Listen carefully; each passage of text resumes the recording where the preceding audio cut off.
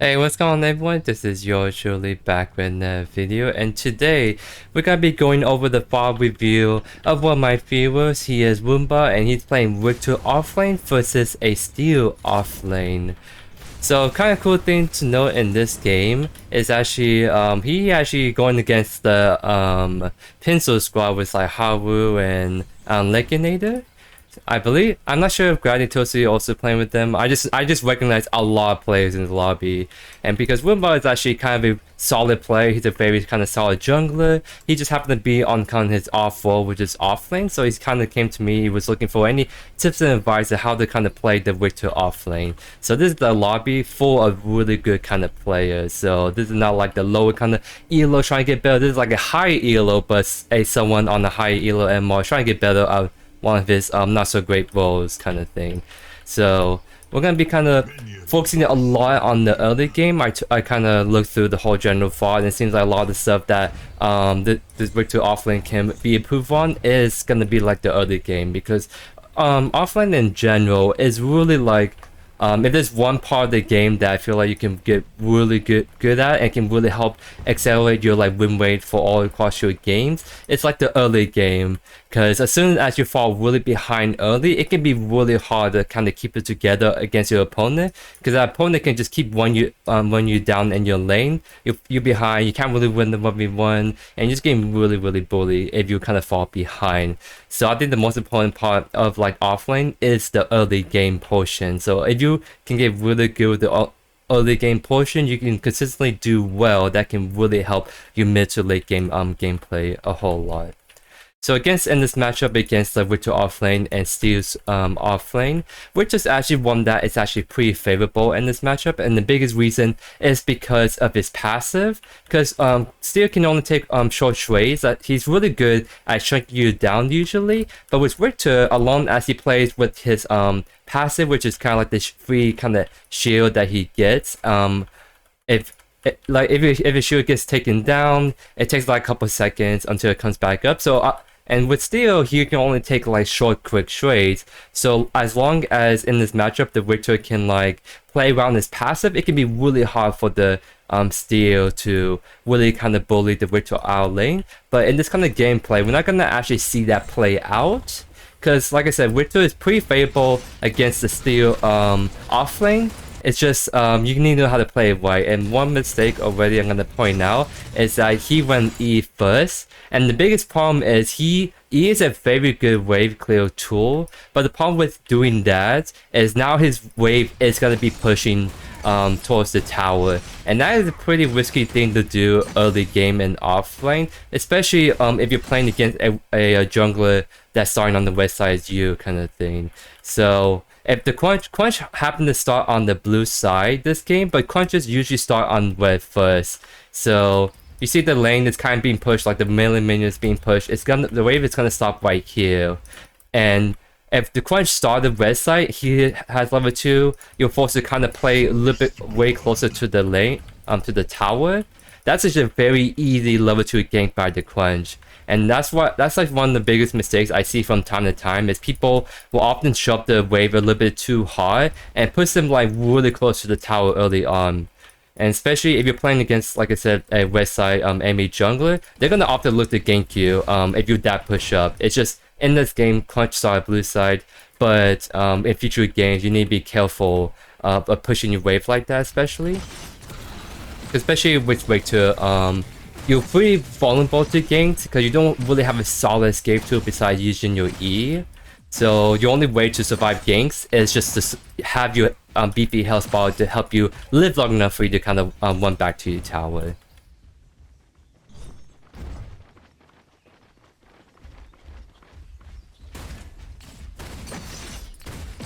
So right now we just kind of let this kind of gameplay play out a little bit. See, right there, that would have been a good time to maybe go for a trade right there. Because the only way Steel can really turn your trade is with his on B and his like bull rush right there. So going hook level 2 is actually not great at all. Because the thing with going a hook on RIKTOR is that it costs a lot of mana. So you see right there, like you shrunk your health bar, but look at your mana bar just after using one hook. So using your hook should be one of the last abilities you could consider to use. You should not be throwing that hook out often at all in the off lane, just because it goes through your mana bar so fast. And the whole point of doing a good like off lane kind of laning phase is to manage not only your health bar well, but also your mana bar as well. You actually got a really solid hook right there, because it made it like Steel took a lot more beefier trade, but it does not really matter, because you look at your health bar, your mana bar, you're just out commission right there. So you're gonna get pushed out of your lane a lot earlier than what's ideal right here.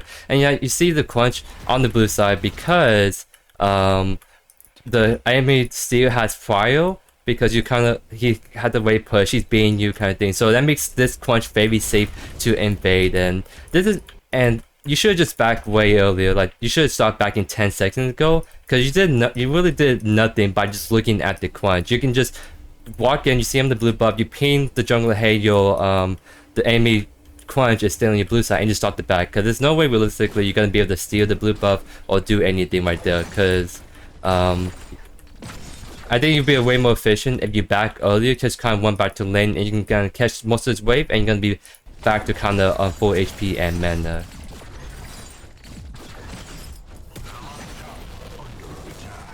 You see right here, Steel is gonna keep pushing. He sees you so low, so he's gonna keep pushing the lane. Or rather, he's gonna like hold the free, so you can either like keep pushing the wave in, and you're forced to have the enemy off lane to try their best to kind of last hit and whatnot. And actually, you are kind of saved by your jungler right here, because if you, and that's a very good hook by the way. So you're doing definitely some solid stuff here and there, but I think you could be doing much better if you take some of the advice I've been taking. Because right here, the Chimera sorta overshades a little bit, and he's taking this fight. Because right here, like, you're not gonna really be able to help this Chimera at all, because you're still very oomph from taking bad early trades. So in that time, you were just staring down this crunch, taking your blue buff. You could back, and then your Chimera come in, dink the steal. You have full HP mana, and so with you two and you having your full HP bar mana bar, you can actually maybe just go all in and kill the crunch. But because you have no mana, you don't have any abilities really or HP to be able to like take a really solid like 2v1 right here.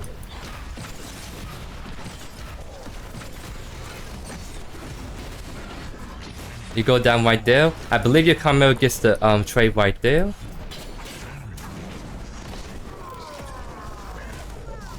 So it ended up not being too bad for you guys right here, because you're able to still get the 2 kills. So it ended up being a 1 for 2 in that sense. But I guess my whole point is it could have been way better, to the point where you can maybe just chase down this Bellica right here. Oh, the Callus, I mean. Because you'll be able to, I think the Chimera possibly had to get off, but you and your mid laner could probably just go all in on the Callus right there, because you have a lot of resources still burn if you're back and we're really healthy for that fight. So taking a quick look right here, what items you're going, pretty solid items. I think you build into like a magical defense item against the steel, so very good choice right there, 100%. Let's actually go to heal shades, because I want to see what I believe we can see. Okay, so on RIKTOR offlane, the 2 abilities to consider the maxing first is either your Q or your E. And it gets this matchup against the Steel, where it's going to be hard to take long trades, because he can always CC you away and whatnot. You will max Q, because that's a guaranteed quick trade, whereas your E, the Steel can easily get out of it. But maxing your R&B first, I'm not the greatest fan of, because like I said, that's 120 mana you're committing on one ability. Sure, it can be very impactful if you want to take longer trades, but it's way more efficient if you focus on using your Q or your E for like your trades and whatnot, and using your R&B only as a finisher or to kind of extend an already really good trade. It should not be an initiator and for like trading in the off lane. Because realistically in the RIKTOR off lane, you should be able to like only kind of play around with your Q. You can even use only your E just for like wave clear purposes, and your Q is all you need in terms of trading. If they try to take a long trade on you, that's when you pop your E, because to commit to that, you should not be initiating trades with your E usually, unless it's a enemy offlane that cannot get away or stun you out of your E. So that's a very solid rotation right there. It's kind of risky to go for early kind of rotations, because the whole thing about playing offlane is you kind of want to play a little selfish. You want to be trying to hit your level 6 first, try to get your power spike items, and once you do so, that's when you can start to rotate pretty safely, because if you take a bad early rotation and your enemy offlaner keeps like pushing the whole time, you're gonna be at a level and item disadvantage against your offlaner. But this end up being a risk that play out really well for you, being able to like secure a kill with a really nice hook, and you help your team took the first feint too. So it's a very solid rotation right there. But even so, you see what I mean. Because of that rotation, you're now 2 levels down on this steal right here, and that's gonna be an issue as this game progresses. Because I think at a certain point you start to not be able to really handle the steal by yourself. Because it's supposed to be a favorable matchup for you right here, but you're not. But because you're like levels down, your items down, that's kind of like one of the reasons you're gonna be struggling a lot as this kind of match progresses, I believe.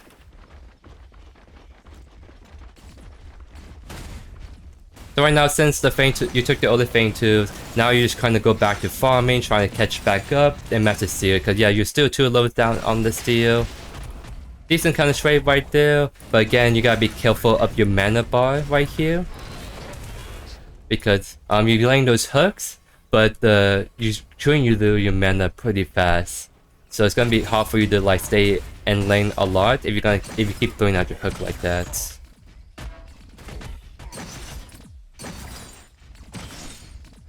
So take a quick look at your CS, 54 to 22, yeah.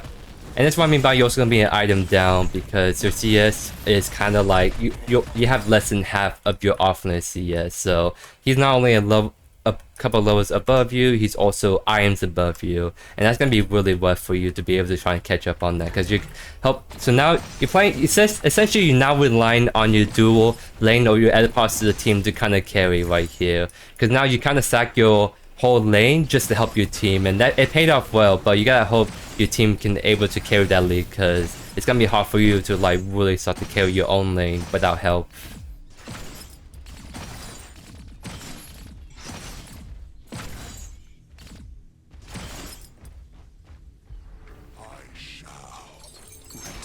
I'm gonna speed up just a little bit, trying to get you back into the laning phase. And actually, let's take a look at what item you got. Yeah, so you still haven't quite reached your item quite yet. The steal hasn't at all yet, so that means that even though you're technically items down, he still hasn't hit his first item yet. Or at least he's about to get his item right here by the looks of it. Let's slow down right here.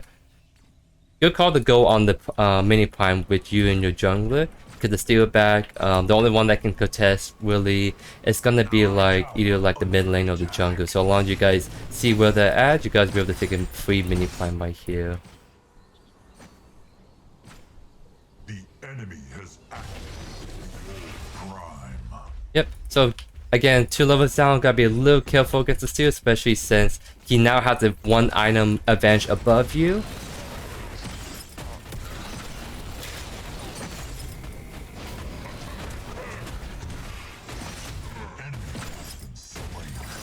So you end up taking a lot of damage right there, and that's just because of the item he has, cushioning. So every time you try to fight back against him, he's gonna do more additional magical damage against you.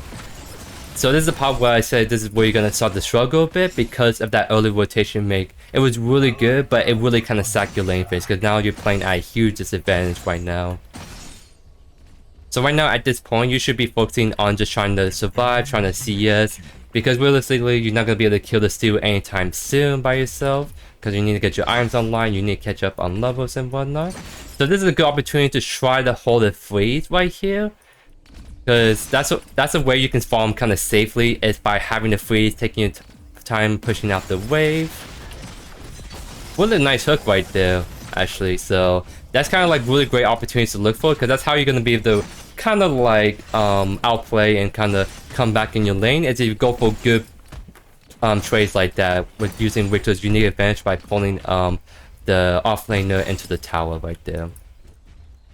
So you have a big minion wave, so even though Steel is stronger than you are, as long as you can fight in your wave, you're gonna be pretty strong. So this would have been a good opportunity to maybe go a little aggressive on him, because you have a bigger minion wave. But now the Steel is actually gonna clear that out because you let him, and now the wave is gonna be favored the Steel pretty heavily now. Because right now he's throwing you off some CS right there. He's gonna try and zone you off from the cannon right here. Yeah, you end up not getting the cannon right there.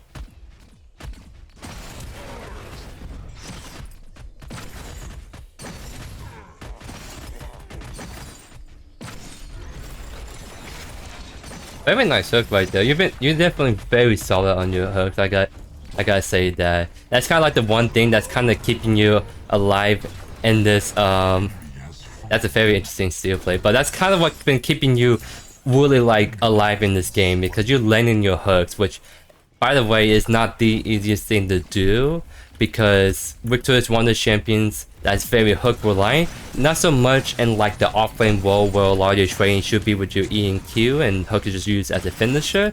But the fact that you lane all those critical hooks is really good, because if you miss just any one of those hooks, then the Steel wouldn't be like half the back right there. So you're doing definitely really good job on landing your hooks.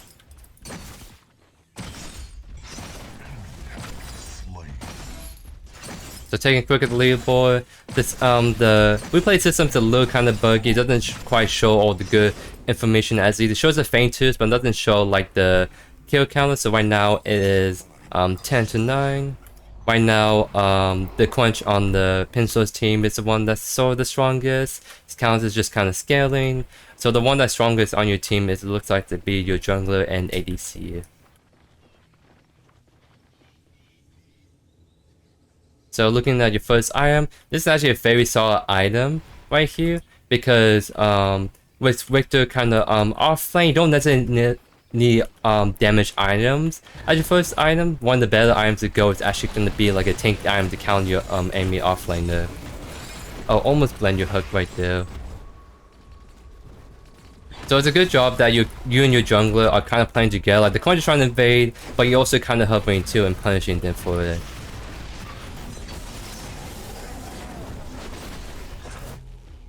I'm gonna actually replay this last portion right here.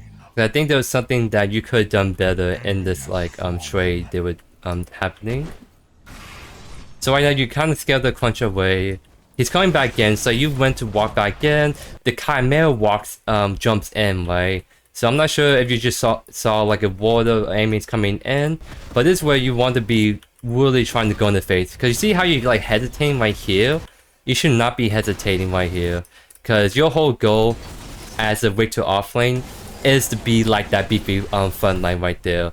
Because in that trade right there, you should be the one that's taking a lot of damage, because you are building as a tank. This Chimera is building to like delete people kind of thing. So the fact that you kind of hesitate to walk in allows the Steel and Crunch to solely focus Chimera, and then when you do finally decide to go in right there, Chimera already took way too much damage and then finish up really easily. So as soon as you see your Chimera jump in like that, you kind of just want to follow him at that point, because you need to make sure that if there are people coming in to rotate and try to like bust him down, you can try to cover for him, try CC key targets, or just take damage in general, because your goal in that duel fight was to kind of take damage so Chimera doesn't get as easily busted down right there. So I think that was a fight that you and the Chimera could potentially win if you guys chain your CC together well.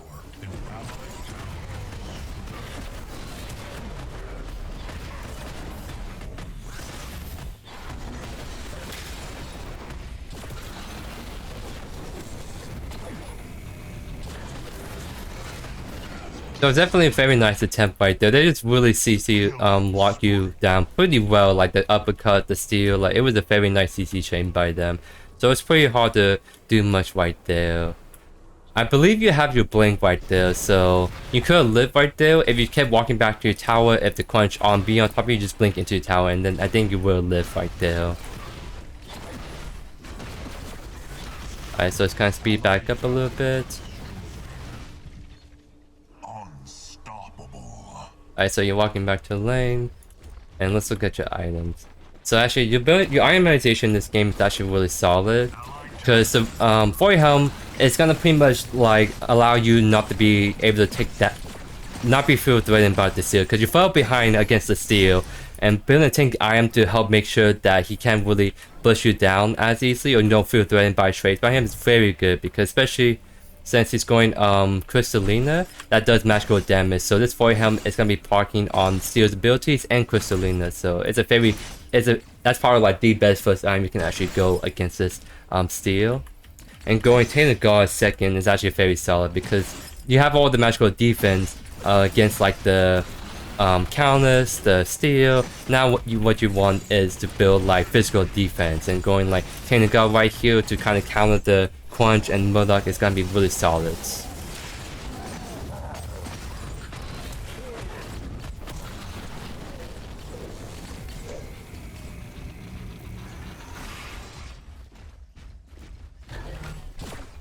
Yeah, that was a very good CC chain by you. So you won't really kill the Steel, but you're able to kind of get his blink out.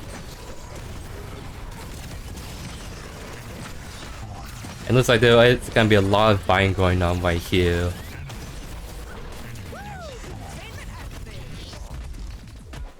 So it's definitely really good by your team to just kind of hover, because I think you guys would have lost that pretty hard if it wasn't for the Decker and Bellica rotation. Unfortunately, you're gonna go down right here by the Murdoch snipe, but all things considered, it wasn't as bad of a kind of fight right there.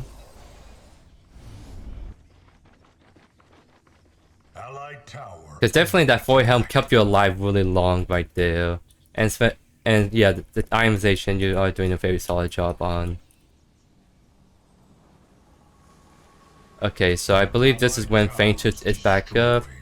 Sorry. I'm trying to get used to the replay system a little bit, so it's kind of a little funky. Yeah, there's a Fainted. There's a good opportunity to maybe start the hover because you're coming back from base and whatnot. And yes, indeed, you're kind of hovering the Fainted / mid. You saw your team is going in hard. So able to kill the jungle because their jungler started the Fainted way too early by himself, so your team was able to kind of bust him down. So now there's a pretty good job by you, because now they're not threatened by the smite because the jungler is dead. So instead of kind of like helping to take Fainters, you kind of throwing off the rest of the enemy, trying to see where they're at. It's actually very good. Allied tower under attack. A very nice attempt right there.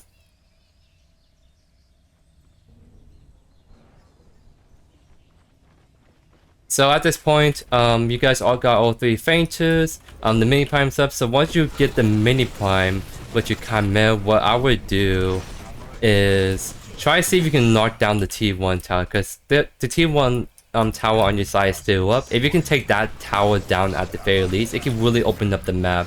Getting all the T1 towers down across the map can really like help open up and really help your team out in the long game. The mid tower is almost done, so at this point, you should be trying to like bring down this T1 tower, because once you do so, you can start to roam a lot, because this is where like the strengths of RIKTOR OFFLANE comes into play. It's just you're a very good team fighter for these fights and whatnot. So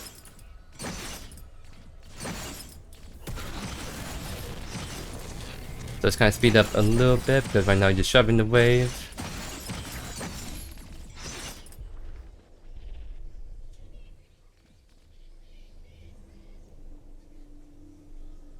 And you're back for Tainted Guard, so now you're in a pretty solid spot, because you're not going to be threatened that much by the Steel anymore, and now you're going to be able to hold your own against the punch a bit more. So it's actually rewind a little bit because there was a big fight happening in the mid lane. So it's a good call for you to kind of just start to rotate mid. So because you didn't push out your left lane, but it seems like the big fight happening. So you being there for the big fight is gonna be more important than trying to push out the left lane. So right there, when your carry got picked right there, you try to go for a hook, end up missing, and not the greatest hook too.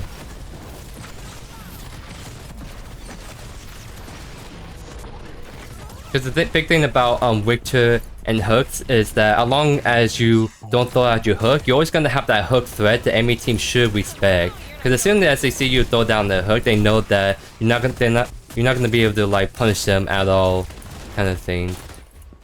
So now at this point you should have your hook. So this is where you can kind of like threaten. You almost able to get him right there, but unfortunately you're not able to like secure that hook. So that was a kind of good high risk high reward kind of hook that did not pay off well.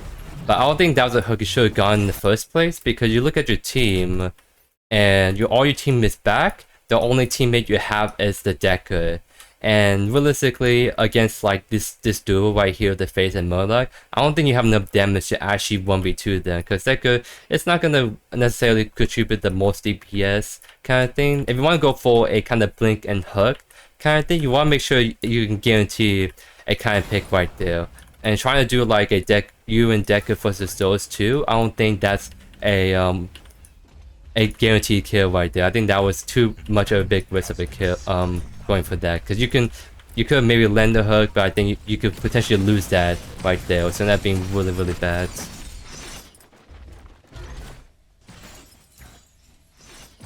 Allied tower under attack. So definitely good job taking down the T1 tower, because now the map is much open for you guys to kind of invade and get some really good prio for like objective fight, especially for this old prime pick. But by bringing down that T1 tower, you can be able to push out the wave much further out and have a lot more time to do prime. So at this point, the Fainter's coming online, the prime is always up kind of thing. So this the part where you're gonna be trying to like help your team a lot, trying to see what's gonna try to be there at all the team fights, is what you want to be doing. So they're able to get a really good pick on the counts right there. You're just coming back from lane, so this is the part where you guys can maybe do prime, and yes, your team do decide to do prime. So this is where you gotta kind of hustle to your objective and make sure that if they try to contest, you can be able to like help your team out. You're actually gonna get there pretty late. You have 3 kind of hovering. Your team actually is gonna get off it. It's smart choice by them, because very good hook ultimate right there. You did a really good job CC and locking the Murdoch right there. Killing spree. Kill. And that was kind of a good play by your whole team in general right there. You were able to really CC lock down was one of the bigger threats on the team, which was Murdoch. The biggest threat on the team is kind of like the Crunch. He's kind of seemed like he's the strongest one in terms of like gold and whatnot. Maybe the counts too, but always getting the ADC out of the fight early is gonna be really good, because the ADC's always been good at all the sustained damage and whatnot. So if you take them out early, you can be able to really kind of win these fights out. Allied inhibitors under siege. So you guys are deciding to go for the prime, I believe, right here. So actually, let's see if you guys actually commit to it. And you guys do decide to commit to it. It's a little risky play to go for, because now the whole MA team is back online. But the steal right here is actually going to slow a little bit. This is the part where you guys probably have to get out here.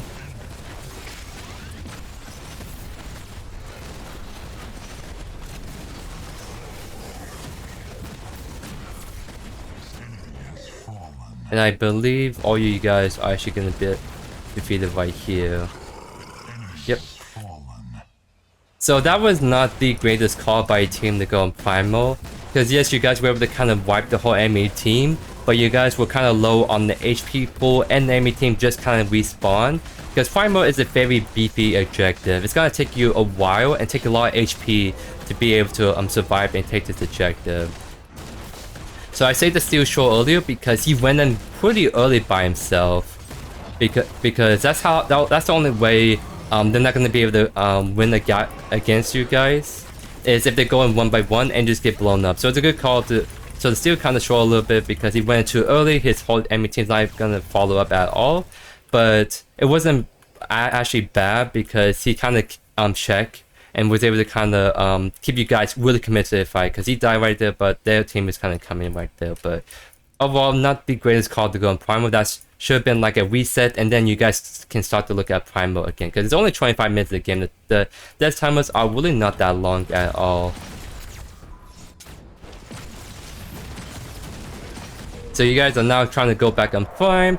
This is a little bit better call because Prime is not as hard of an objective to take compared to Primal.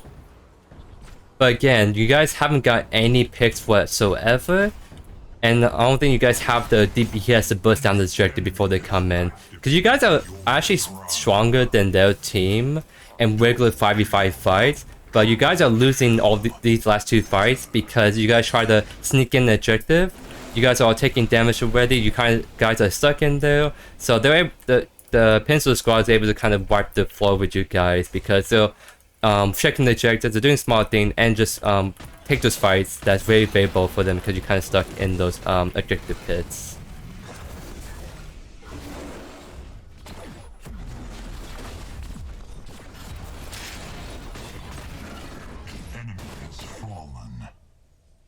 So taking a quick at the leaderboard, that's one thing you want to keep checking occasionally because you want to see who's strongest and who's like kind of weakest on each side. Because right now the person that's actually going to be able to carry your game is the Murdoch on your team. He's like one of the strongest right now.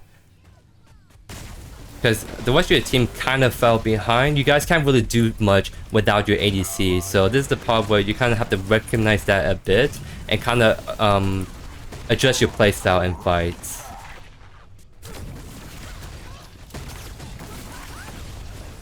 Right now your team is doing a very solid job actually defending right here. And you guys are able to actually push them away from it and able to get the game to go on longer.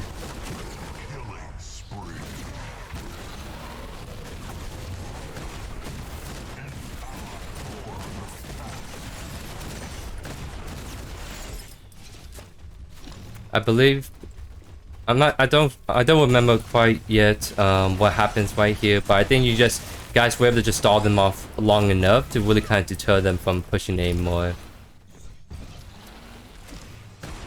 And you guys are doing smart thing because right now it's just those three and the other two are not really near anyone. So this is a very good hooks right there. Because now your teammates just kind of spawn back in, especially your Murlocs all nice and healthy, because now it's gonna run them over. Unfortunately, he's actually going to get busted down by the counters right there. So I'm not sure where your cooldowns were at that moment. But at this point, as the RIKTOR offlane, you should be playing for your win con. Because your win con is, like I said, the Murdoch. So what you should be doing is trying to like pretty much be the second support to him right there. Of course, you can take some solid kind of fights because you have a lot of resources on you to do so. Compared to like a support RIKTOR, but you should still like recognize who's your win con and really try to like peel for them as much as you can, because I think when the counters jump on your Murdoch, I'm not too sure what your cooldowns were, but if you have a Q, you have a RMB or whatnot, you can be able to react fast enough and silence the counters out of that, and your Murdoch will just live right there. So that's one thing to keep in mind in these kind of like fights.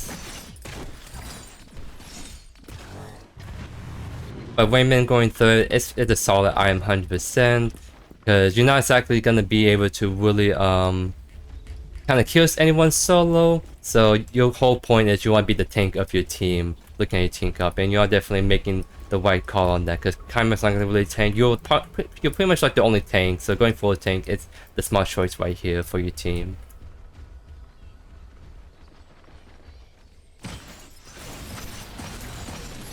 Right now I'm just kind of speeding up right now. Because a lot of the focus, like I said, is going to be the early game in this mid to late game fights. I'm just going to spin up here and there and trying to like analyze what's happening in these bigger team fights.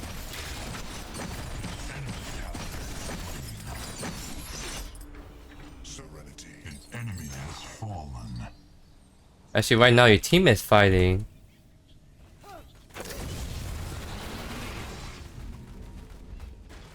So it's a good call for you to kind of shove the lane out really quickly and just kind of be here for the fight to see if anything big is going to happen. But I think this is a fight that it's going to be tricky to win because your Murdoch is dead, your teammates are already kind of shrunk. So at this point, you being there is not going to help that much necessarily because you guys can't really fight without your Murdoch. So the best you can do is just help your teammates and just play as a detergent and making sure they're not trying to pick up more of your teammates. But your Chimera is gonna get a really nice ultimate. Murdoch's gonna be able to snipe, so they're able to do a ton of damage right here.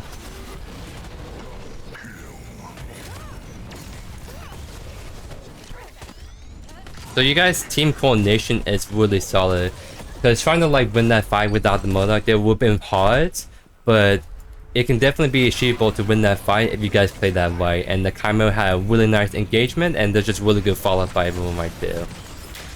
So yeah, this is when you want to do this primal fights because you got 3 good teammates. The jungler is dead. The only 2 people that can contest is the Countess and the Steel. And this is actually not your fault that your Murdoch died right there. Because like the big thing is he should be realistically going Liberator because that's the best counter to Countess is really solid against a CC by Steel Crunch because one has Liberator, he can never get busted down by the Countess right there.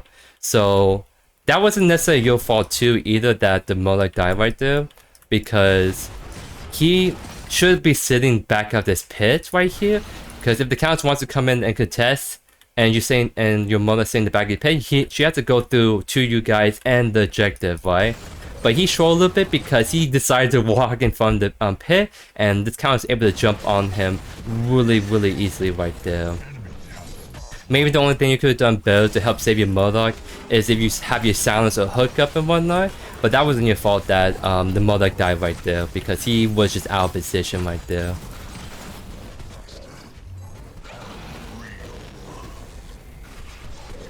But luckily your Chimera is still popping off. He's very good against the counters and very good against the Steel, so ended up not being too bad of a fight right there. I think you guys would maybe got primal if the Murdoch was sitting in the back of the pit and you guys peeled for him if the counter's trying to go in. But you guys were able to kind of salvage that play still. It's a very nice stuff all around. Take a look at the scoreboard again. Again, still your carry is the Murdoch, but the Chimera is starting to pop off really hard right here too. So on this side, the only one you have to worry about really at this point is the Countess. Because Crunch kind of fell off, Steel is just more like a engager and whatnot. And their ADC is not doing too bad right now. So the only 2 people you should be focusing on, or the one person you have to be most wary of is the Countess diving your backline. As long as you react to the Countess diving and you can silence her or CC her, you guys will be able to win every fight. And you guys get a very good stun and kill on the Murdoch right there. So that is a perfect opportunity to go prime right here. But again, Countess is still alive, so if she does try to come in, you want to try to keep your silence or hook ready to be able to like CC her if you try to like jump on your ADC.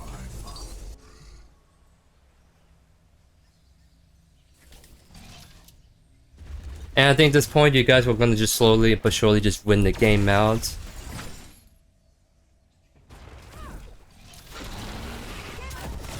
I just want to show everyone how this game just kind of ended. You guys all just kind of grouped up mid and just kind of like run down the team, try to look for hooks or stuns or just quick trades.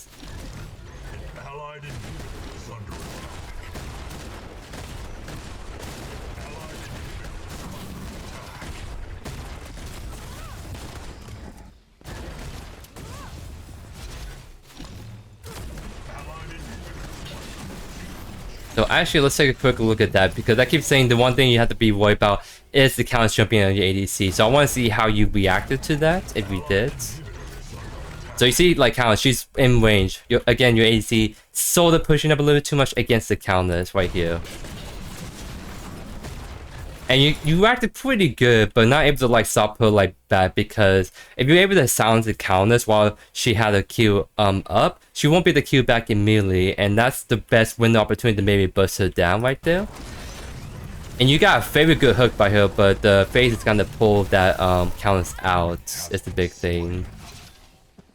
But you guys were able to get the steal on their side, so end up you guys are still in big favor right now. So yeah, at this point you should be pushing up because like the tower's gone already, and at this point you just kind of tanking for the tower while your team can finish up the tower or just push up. Would have been like really good right there, because you're really tanking, so you should not be afraid like just pushing up, because if they try to focus everything on you, that's good, because your whole enemy team will just be able to like bust them down. Here you're a little bit kind of caught out because you're by yourself right here and your whole like team is pushing. So I would have been trying to pay attention to what's going on, because I see that you were trying to like kill the minion wave right there, but you gotta also pay attention to where your team's at, because your team is always going to the right. You're by yourself against 4 people, so that's just kind of a positional mistake. Because if your team was there, I think you guys were able to like kill more people. Luckily you're able to kill the counts right there, but that was still kind of a slight mistake on your part for positioning wise. And yeah, they were pretty much gonna just end the game right here, because they just get picked and they just have a very strong team to be able to finish it out. But yeah, that ended up being like the final review. Ended up being pretty long, so I do apologize if it ended up being a really long review. But the most important thing I want to try and iron out was just kind of like talk about the early game, because I think that's the part that you can probably get better at the most. It's just playing your like early game better against this like matchup, because not even just like playing the RIKTOR better against the steal, it's just like I said, you should not be trying to shove the wave in like level 1, level 2 early, especially against a red side kind of jungler, because in another game you probably couldn't got ganked at level 2 and just you die and then you just get really kind of fall behind. There's also just some like mistakes being made on not taking the best kind of trading patterns and whatnot, but overall solid game, and I think I did a decent job pointing out all the stuff that I seen that you can get better. But I hope all you guys also enjoyed the video too, because it definitely helps when you see me kind of play the game and I'm kind of commentating what I'm doing and why. But it's also helpful, in my opinion, to see how other people are playing and seeing like the mistakes being made, because there's some mistakes that I don't typically make, but that you guys are probably making that I don't really talk about because I don't make those mistakes. But when I'm able to kind of sit down and kind of talk about those mistakes I'm being seen in this VOD, you guys can probably pick up on that and kind of apply that to your own gameplay. So really appreciate you guys watching the video. Really appreciate you, Woomba, for saying the VOD to me, so thank you. And I really hope you guys enjoyed today's VOD review. Let me down if you guys want to see more of this in the future. I really appreciate all the support, and I'll see you guys in the next video. Peace.